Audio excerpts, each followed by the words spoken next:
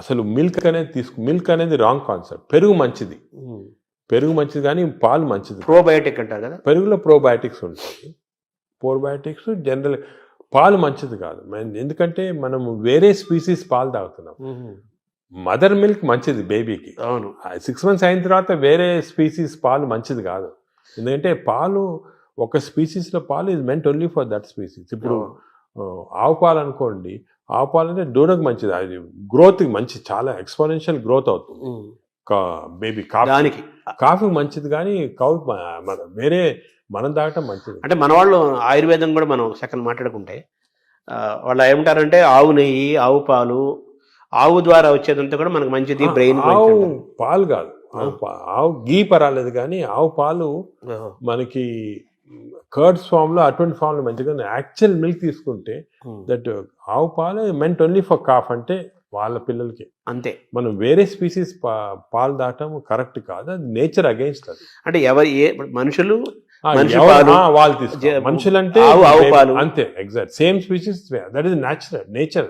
మన నేచర్ కి వ్యతిరేకంగా వెళ్తుంది. ఆవు నెయ్యి మంచిది అంటారు కదా, బ్రెయిన్ మంచిదని కాదు, అంటే కొంతవరకు ఇంతకుముందు నెయ్యి తీసుకోవడం మంచిది కాదు అంటే ఇప్పుడు కొంతవరకు లిమిటెడ్ క్వాంటిటీస్ లో పర్వాలేదు నేను వచ్చింది, అంతేగాని మంచిదని కాదు, ఎక్కువ తీసుకోవడం మంచిది అలా కాదు. ఇందులో ఈ జర్నీలో అవాయిడ్ వైట్స్ అనేది ఒక పెద్ద ప్రచారం జరుగుతుంది కదా సార్, అది అవాయిడ్ ఏదంటారు?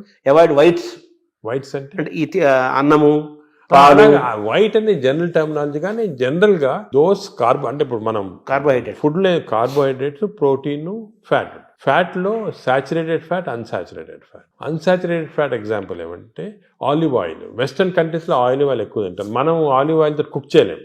ఆలివ్ ఆయిల్ కుక్ చేస్తే అది చెడిపోతుంది. దానికి రైస్ బ్రాన్ ఆయిల్ అనేది, rice bran oil is equal to olive oil. దీనికి అన్సాచురేటెడ్ ఫ్యాటీ యాసిడ్ ఎక్కువ. Saturated fatty acids or hydrogenated fats ఏమంటే వనస్పతి, కొంతవరకు గీ, అవి మంచిది కాదు. కొంతవరకు మన కౌ గీ అంటే ఆవుది వచ్చిన గీ కొంతవరకు పర్వాలేదు, ఎక్కువ మంచిది కాదు. అది ఫ్యాట్స్ పార్ట్. సో ఎక్కువ అన్సాచురేటెడ్ ఫ్యాటీ యాసిడ్స్ అవి మంచిది. హైడ్రోజనేటెడ్ ఫ్యాటీ యాసిడ్స్ వనస్పతి లాంటిది అవి మంచిది కాదు. నా సెకండ్ ఏమంటే కమింగ్ టు కార్బోహైడ్రేట్స్లో సింపుల్ కార్బోహైడ్రేట్స్, కాంప్లెక్స్ కార్బోహైడ్రేట్స్ ఉంటాయి. సింపుల్ కార్బోహైడ్రేట్స్ అంటే ఏమి, రైసు ఇటువంటివి. ఏమంటే ఈ సింపుల్ దీంట్లో ఎక్కువ ఫైబర్ ఉండదు, మనం తింటే గ్లూకోజ్ ఇమ్మీడియట్గా బాడీలో అబ్జర్వ్ అయిపోయి మంచిది కాదు. లోపల బ్యాక్టీరియా కూడా అవి కూడా లేజీ అయిపోతాయి, ఎక్కువ పని లేదు దానికి. రైస్ ఇచ్చామనుకోండి, గ్లూకోజ్ తీసి బాడీకి పంపించేది.